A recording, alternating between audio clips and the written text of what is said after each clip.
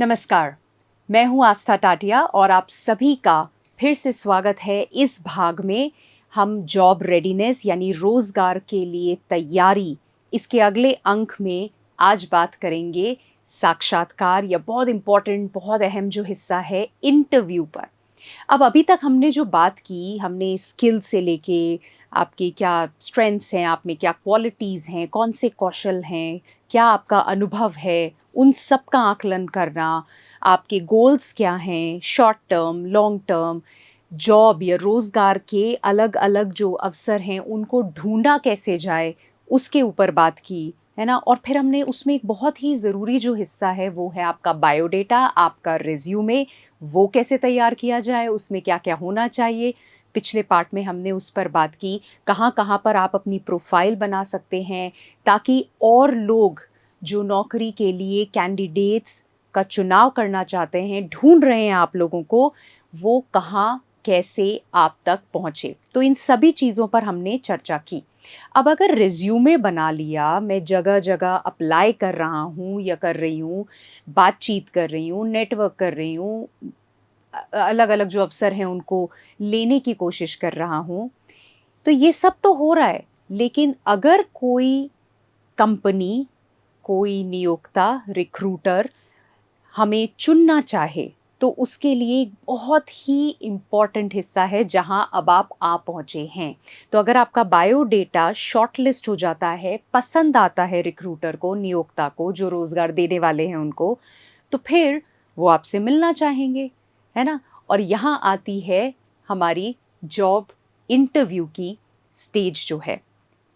और यहाँ पर जैसे ही जॉब इंटरव्यू की बात की जाती है, तो बड़ी मिक्स सी फीलिंग आती है। कैसा लगता है ना, जैसे ही हम जॉब इंटरव्यू की बात करते हैं, तो साक्षात्कार को लेकर के एक ओर जहाँ पर बहुत एक्साइटमेंट होता है, मज़ा आता है, क्यूरियोसिटी होती है, अच्छा आगे क्या होने वाला है, मेरी मनपसंद का जॉब मुझे मिलेगा, नौकरी मिलने वाली है, वहाँ पर क्या होगा, मैं कैसे काम करूँगा, पहला जॉब, ड्रीम जॉब, बहुत सारे जो ये ख़्याल हैं, ये अंदर चल रहे होते हैं। वहीं दूसरी ओर क्या चल रहा होता है? घबराहट, बटरफ्लाइज़, वो कहते हैं ना, अंदर गुदगुदाहट होती है पेट में। घबराहट के साथ-साथ डाउट भी आता है थोड़ा, है ना? थोड़ा-सा ये लगता है कि अगर नहीं हुआ चयन तो क्या होगा? सिलेक्शन नहीं हुआ तो क्या होगा? घर वालों को क्या कहूँगा? फिर क्या होगा? तो वो वाला स्ट्रेस भी होता है। अच्छा, क्या पूछा जाएगा? मैं जाऊँगा, मैं इस लायक हूँ या नहीं? तो डाउट आना शुरू होता है। मुझसे अच्छे-अच्छे लोग होंगे, क्या मैं कर पाऊँगा, नहीं कर पाऊँगा? तो वो घबराहट, एंग्ज़ायटी, स्ट्रेस भी होती है और वहीं एक्साइटमेंट भी होता है, और ये बहुत स्वाभाविक है।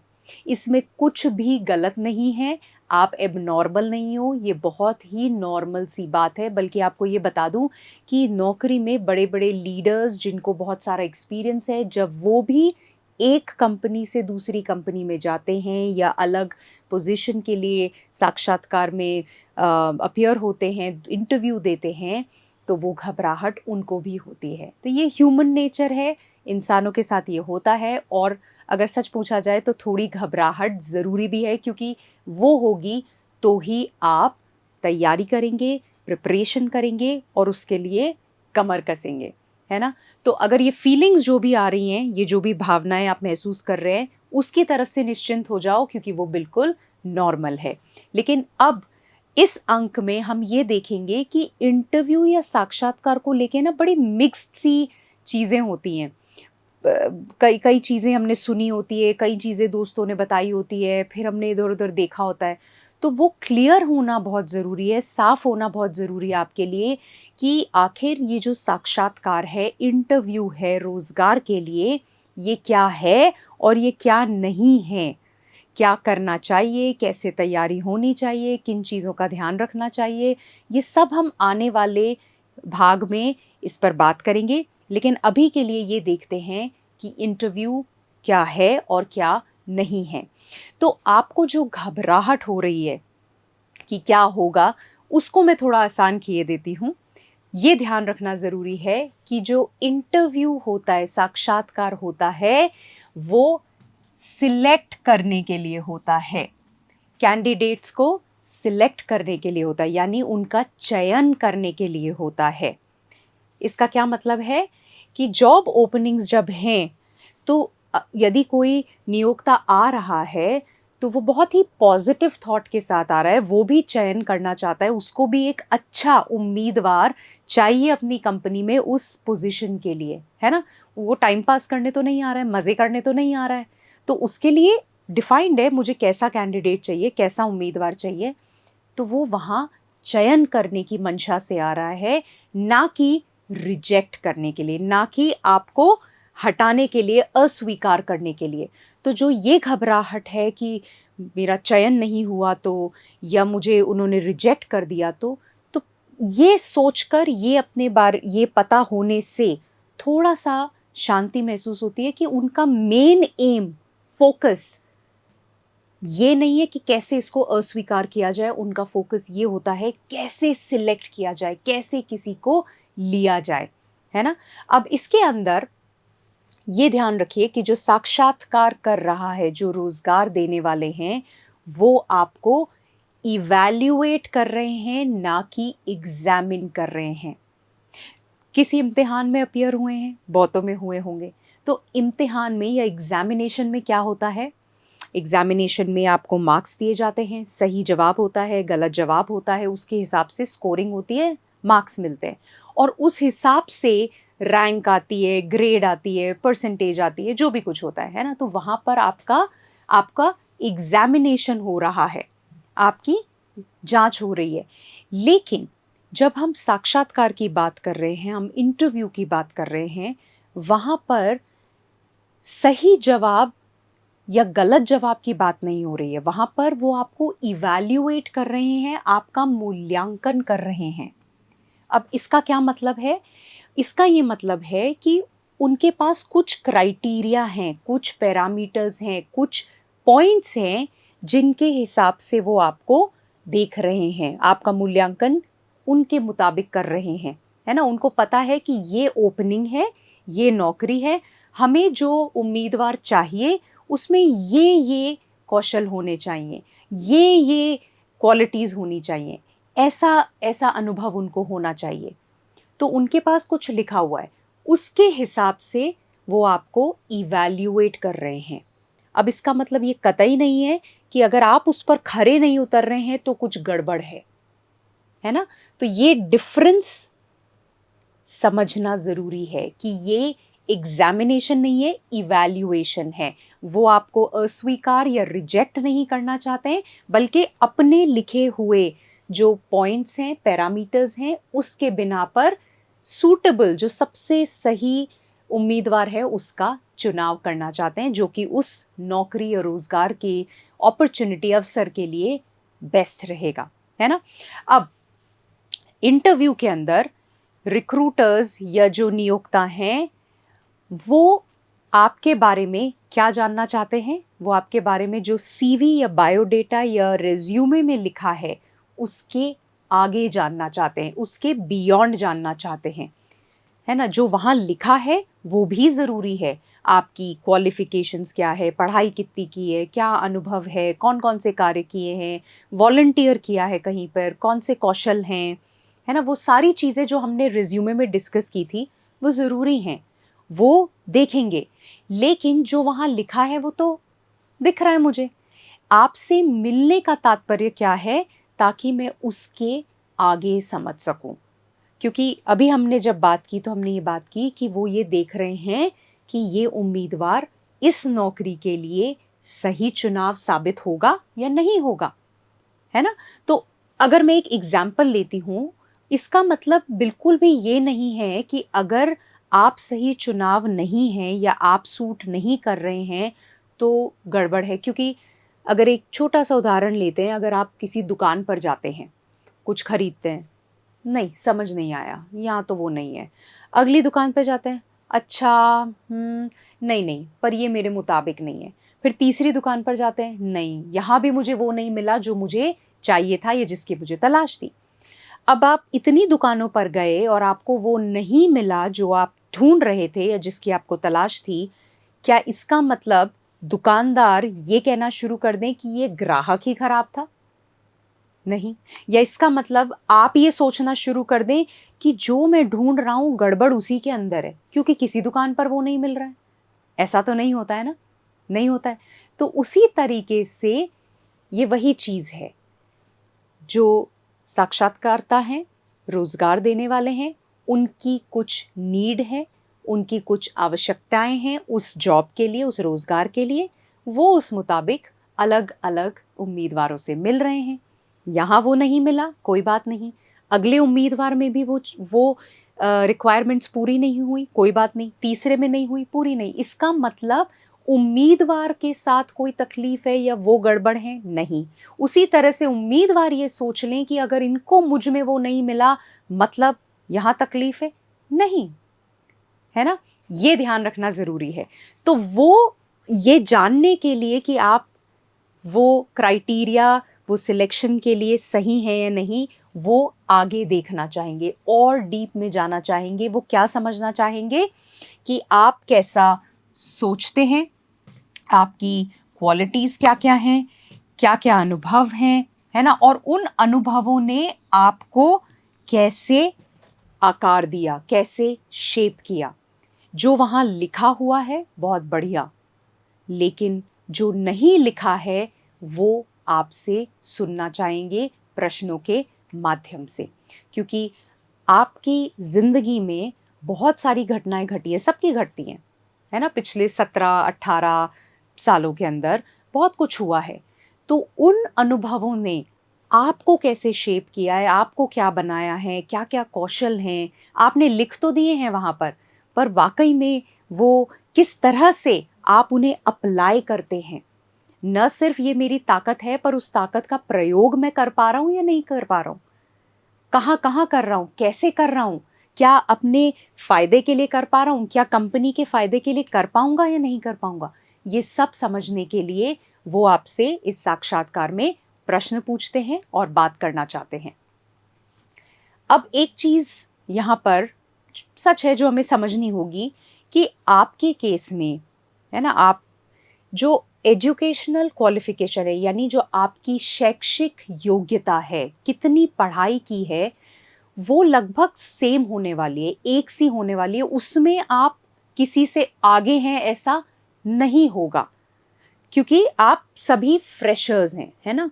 तो जिस नौकरी के लिए आप अप्लाई कर रहे हैं, हो सकता है नौकरी का अनुभव हो सकता है थोड़ा बहुत, बट ज्यादातर केसेस में ऐसा नहीं होगा।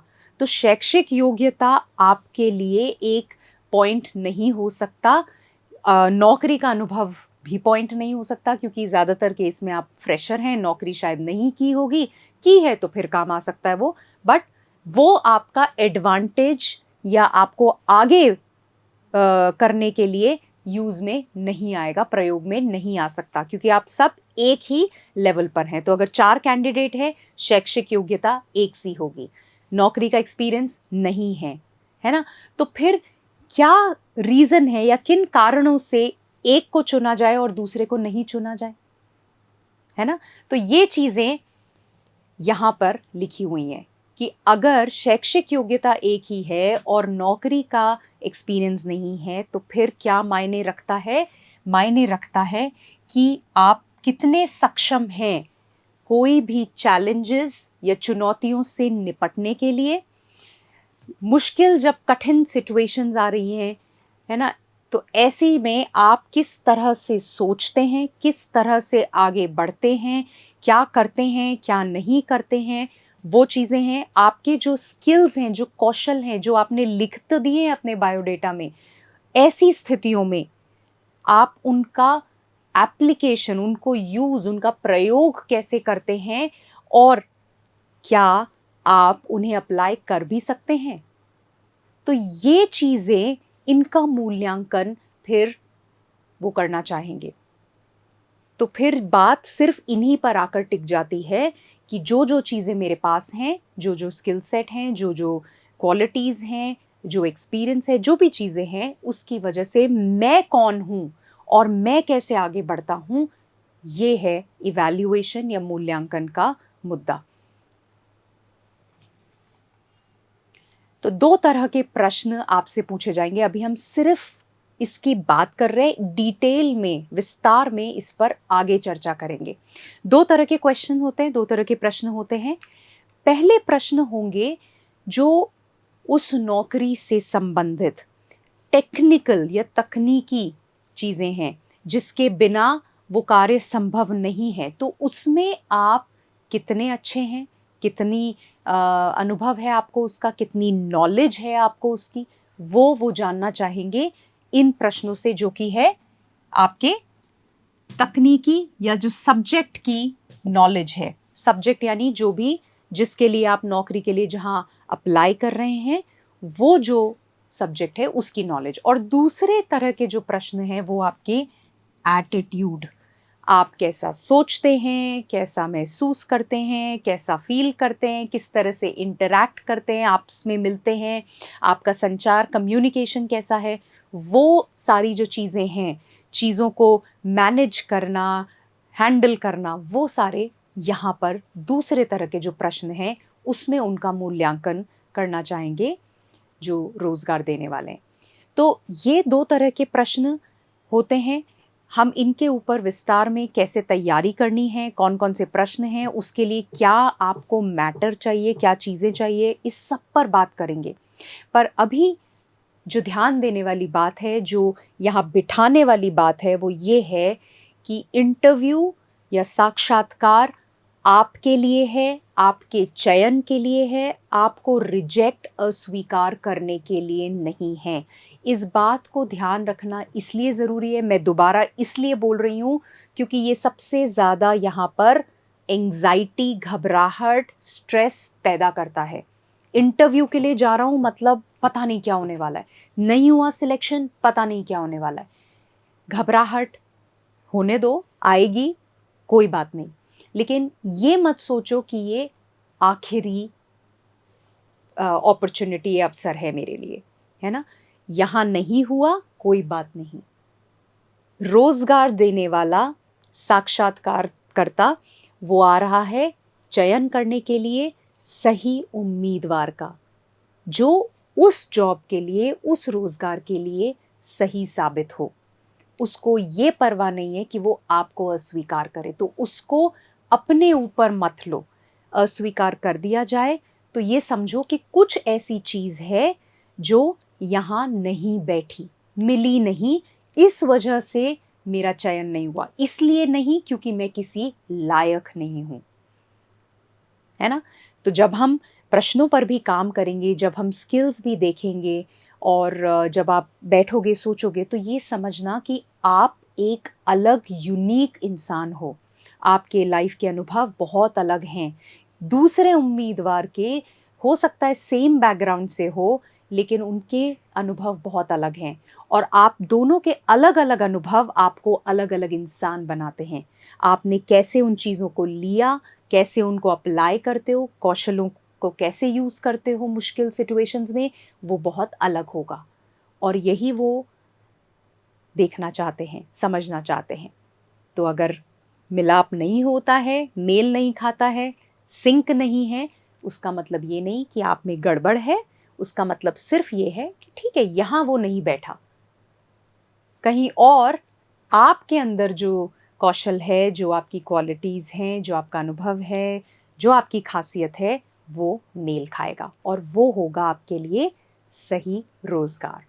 अगले हिस्से में हम बात करेंगे इसी पर आगे कि कैसे तैयारी की जानी चाहिए, किन चीज़ों का ध्यान रखना है और जो भी कुछ साक्षात्कार से संबंधित आपको पता होना चाहिए, वो सब कुछ आगे हम करने वाले हैं। तो मेक श्योर ध्यान रखिए कि आप एक-एक चीज़ नोट करें ताकि आप तैयारी भरपूर तरीके से कर पाएँ।